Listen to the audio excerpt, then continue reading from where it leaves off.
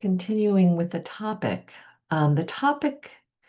that we're taking up for the next few days is easy does it, and it takes quite a bit of effort. And we talk about those two phrases coming together. We talk about them in our book, Reflective Meditation, Cultivating Kindness and Curiosity in the Buddhist Company. And we're looking at them in relationship to four big topics that we feel are on the world's agenda these days.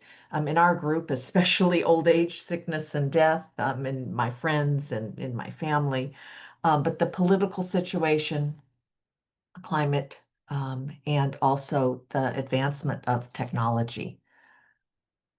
So I had some interesting notes to myself thinking, am I expected to keep up with all of these?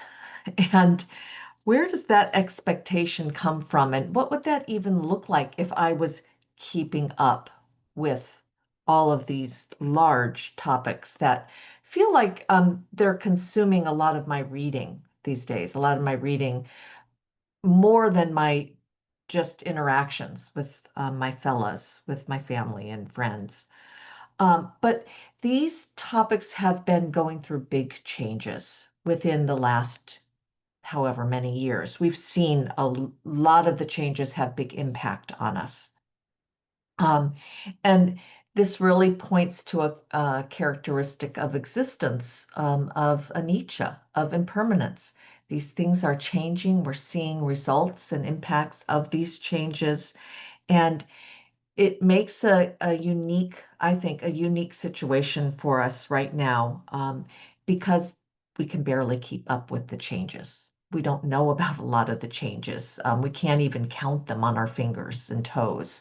There's just so many things that are shifting and changing. So often I ask myself, what actions should I take? What should I be doing? What efforts will make a difference? How can I be easy with these at the same time as attending to them? And I was thinking in writing this talk is it takes a lot of effort to stay with our experience of these big topics. Um, and our experience, meaning really referencing what's going on for us, what do we know from our own hands, feet, eyes, nose, bodies, um, and to consider it an ethical direction to not act in conflict with ourselves. That's really a big part of a Buddhist path, to be more truthful, to be more authentic, to not act in conflict with our values, and with our experience. David McMahon is an author, a Buddhist author. He wrote a book called Rethinking Meditation, and he calls this value the value of authenticity. That's what I'm going to, really kind of focus on. He calls it a modern ethic, and he looks at it a little bit differently because than I would. I would actually consider this ethic deeply ensconced in the attributes of the Dharma, because the Dharma is really to be considered realized by each for themselves. And I think that speaks to a kind of authenticity. Yet he brings it into it's something that's modern. It's a value now, to find one's true self. And this often looks a little bit differently in reflective meditation practice, as we're not really guiding you back to a true self, but to the true conditions in your lives, the things that you're actually dealing with, that you're being able to be self-honest about your own experiences. Um, so I like the part of discussion where he talks about authenticity is not solely an unfettered, atomistic self-expression, but attuned with context and our relations. So, really kind of getting at that it's not just about us and our experience, but it's our experience within a context, within our relationship to the nature, to the world, to others, to the ideas that are floating about. So I'm going to go into an example because this is easy for me, although it's kind of confusing. It's the purchase of a hybrid car. So I've been trying to, this weekend, it turned into a job, looking at getting a hybrid car because we're wanting to keep in line with reducing carbon emissions, having this climate chaos acknowledgement as real.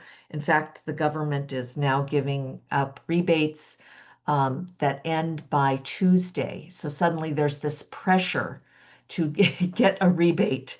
And a lot of the hybrid cars, they're starting to make them with plug-ins, which you get a little bit of electricity. So maybe 30 miles, 40 miles on a hybrid car.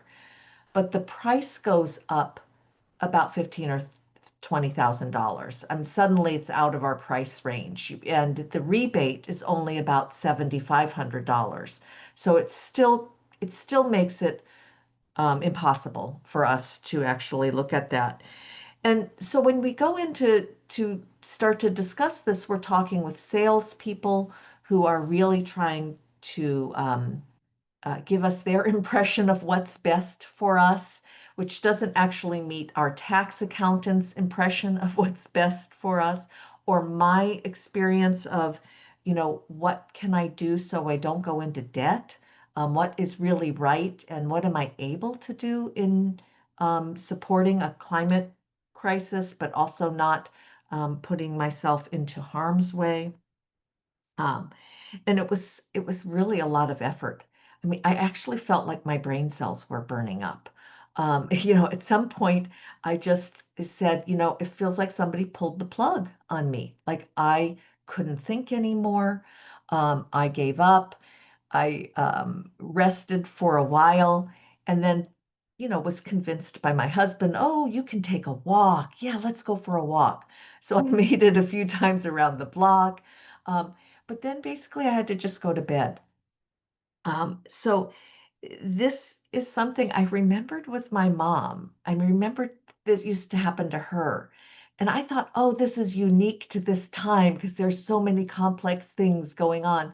And yet, no, I remember that's how she handled things too. That was some of her genes that got passed on to me. And in some ways I felt really connected to her. She's passed away. And this was one way I was kind of keeping our legacy going, is that when I overthink, when there's too much effort, I just crash.